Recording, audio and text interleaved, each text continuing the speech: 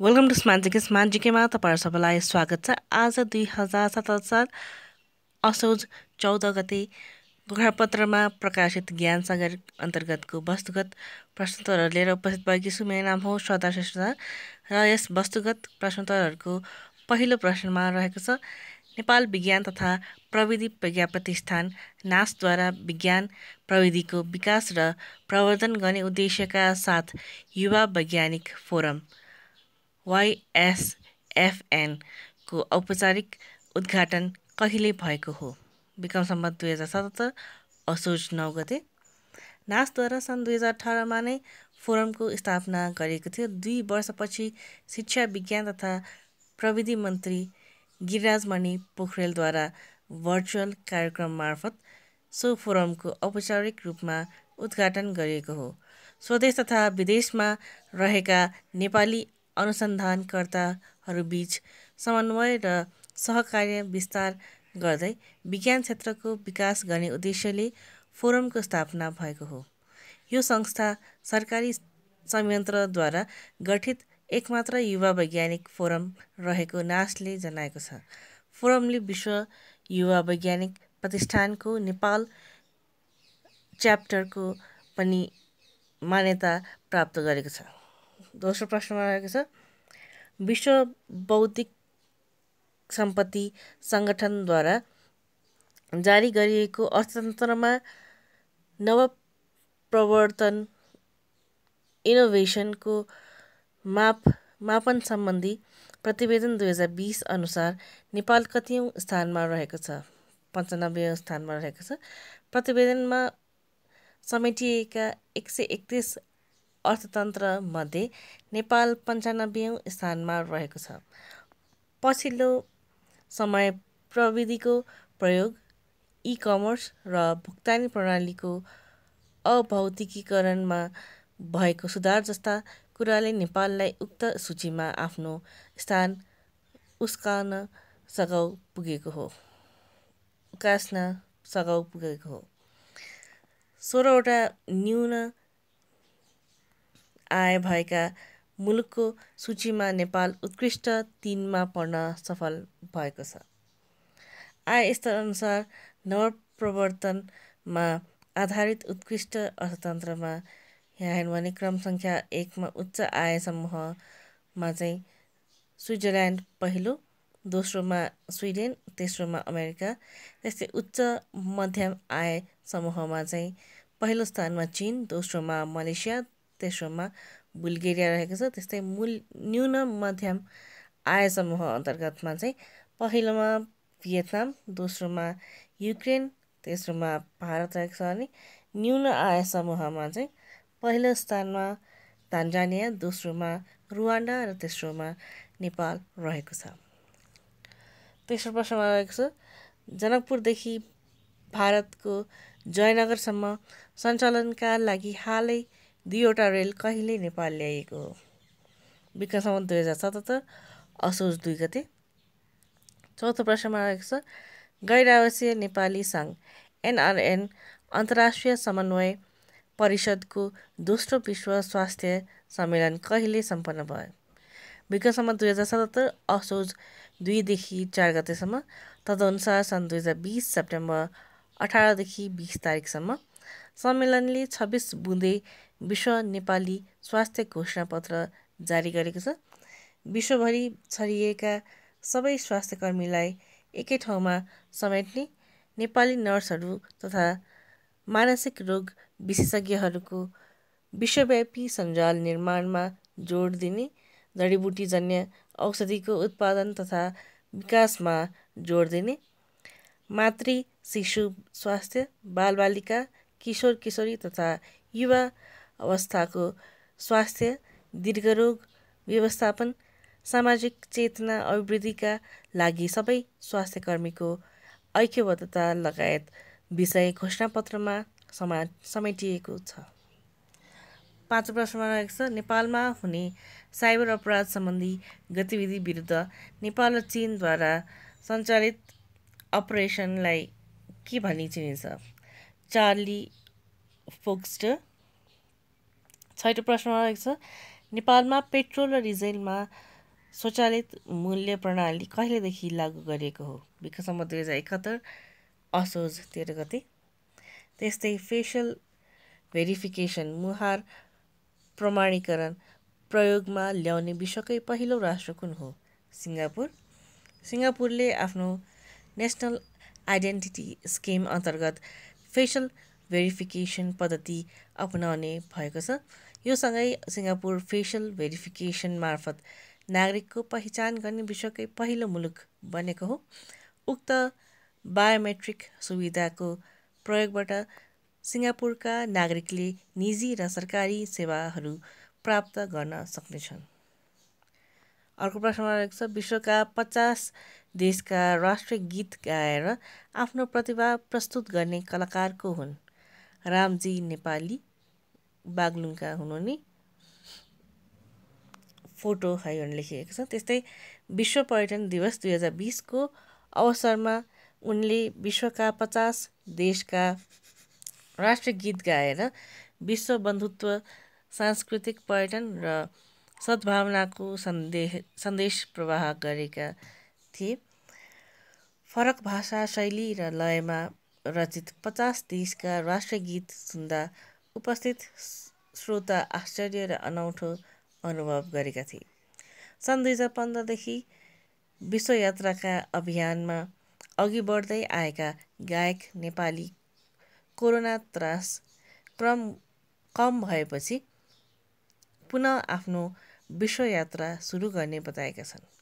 हाल 56 देशका राष्ट्रिय गानमा अभ्यस्त नेपालीले 130 भन्दा बढी देशमा पुग्ने र सबै देशको राष्ट्रिय गानलाई न्याय गर्ने लक्ष्य रहेको बताएका छन्।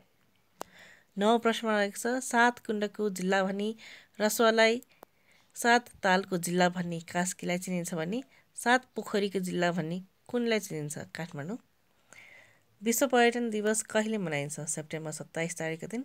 सन् 1970 सेप्टेम्बर 27 मा संयुक्त राष्ट्रसङ्घीय विश्व पर्यटन सङ्गठनको स्थापना भए पश्चात सोही दिनको स्मरणमा सन् 1980 देखि यो दिवस मनाउन थालिएको हो।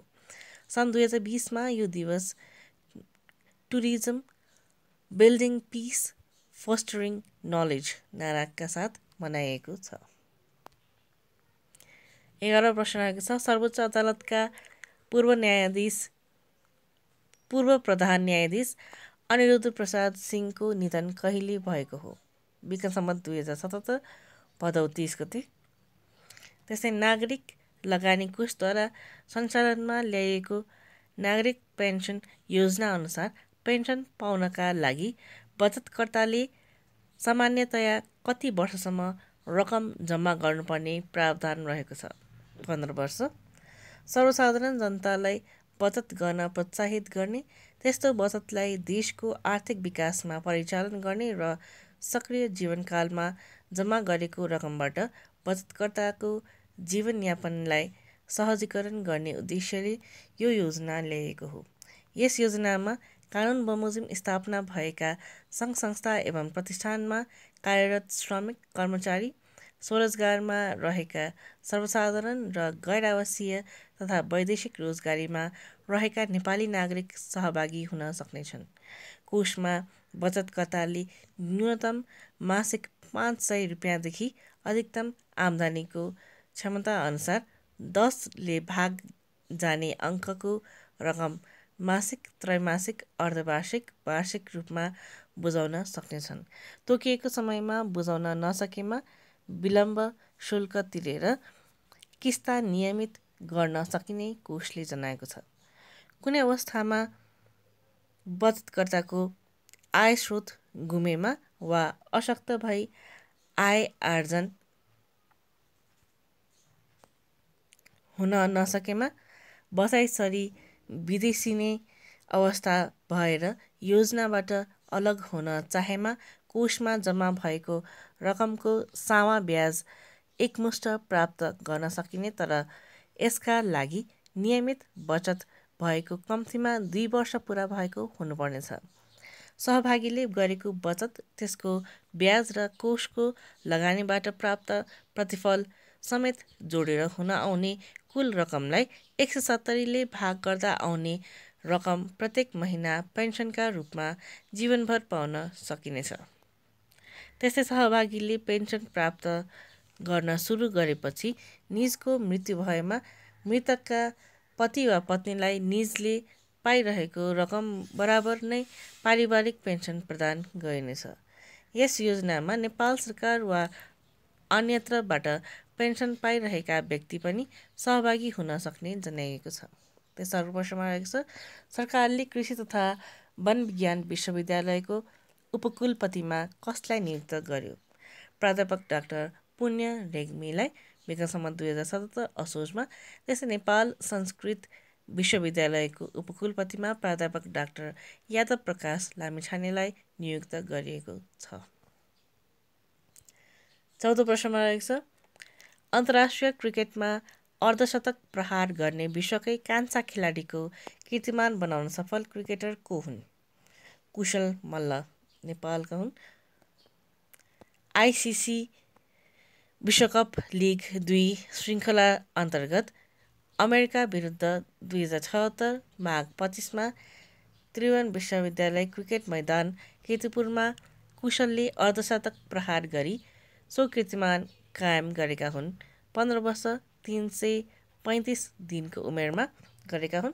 कुशलको कीर्तिमान एक दिवसीयमा मात्र नभई समग्र क्रिकेटमा हो। यसअघि नेपालकै रोहित कुमार पौडेलको नाममा यो कीर्तिमान थियो। रोहितले 12 माघ 2075मा युएई विरुद्ध दोस्रो एक दिवसीय खेलमा 55 रन प्रहार गरी कीर्तिमान बनाएका थिए। उनले 16 वर्ष 146 दिनको उमेरमा बनाएका थिए।